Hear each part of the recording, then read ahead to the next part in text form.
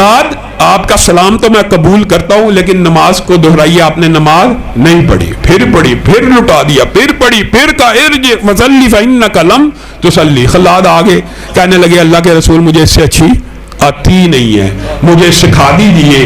تو رسول اللہ صلی اللہ علیہ وسلم نے سکھا دی کہ رکوع کرو تو کمر کو سیدھا کرو، سجدہ کرو تو پورا سیدھا ہوا کرو، اطمینان کرو، اعتدال کی سنت کو پورا کرو۔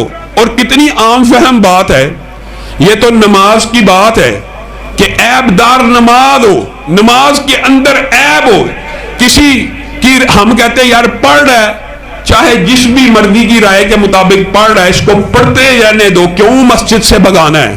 نہیں بھائیو، اصلاح کرنی ہے، کوشش کرنی ہے کہ اصلاح ہو جائے، بگانا نہیں ہے، لیکن اس کو یہ بات سمجھانی ہے کہ محمد صلی اللہ علیہ وسلم فرق بین الناس ہے۔ کس طرح آپ حیران رہ جائیں گے۔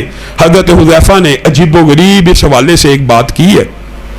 ایک شخص نے حلاد جیسی نماز پڑھی، ان کے سامنے حضرت حذیفہ کہنے لگے کتنے سال سے ایسی نماز پڑھ رہا ہے؟ تو اس نے کہا 40 سال سے ایسی نماز پڑھ رہا ہوں۔ تو حضرت حذیفہ نے کہا پھر اللہ سے ڈر جا، منذ کم تصلی ہکذا، کتنے سال سے؟ 40 سال سے۔ پھر اللہ سے ڈر جا، اگر اسی حالت میں فوت ہو گیا تو فطرت کے اوپر فوت نہیں ہوگا۔ وہی اس کے اندر عیب تھا جو رسول اللہ صلی اللہ علیہ وسلم نے سیدھا کیا۔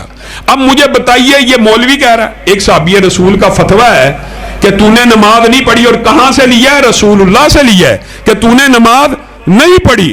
وہی فتویٰ بندے کو دے رہے ہیں، اور دوسری طرف علماء بیٹھے ہیں۔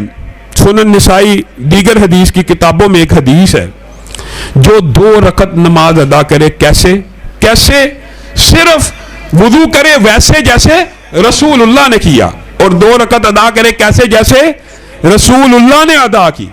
ایک طرف 40 سال کی نمازیں حذیفہ بن یمان کہہ رہے ہیں کہ تو نے ایک بھی نہیں پڑھی، اگر اس پہ فوت ہو گیا تو غیر اسلام پہ، غیر فطرت پہ فوت ہوگا۔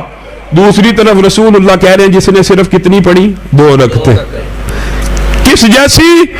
رسول اللہ صلی اللہ علیہ وسلم جیسی۔ اس کے پاس گناہوں کے انبار ہو، سمندر گناہوں کے بھرے ہوئے ہو، پیدائش سے لے کے ان 2 رکعتوں کے مابین جتنے بھی گناہوں کے رجسٹر ہو، صرف 2 رکعتیں رسول اللہ کے مطابق پڑھی ہیں، سارے گناہوں کو اللہ نے معاف کر دیے۔ محمد فرق بین الناس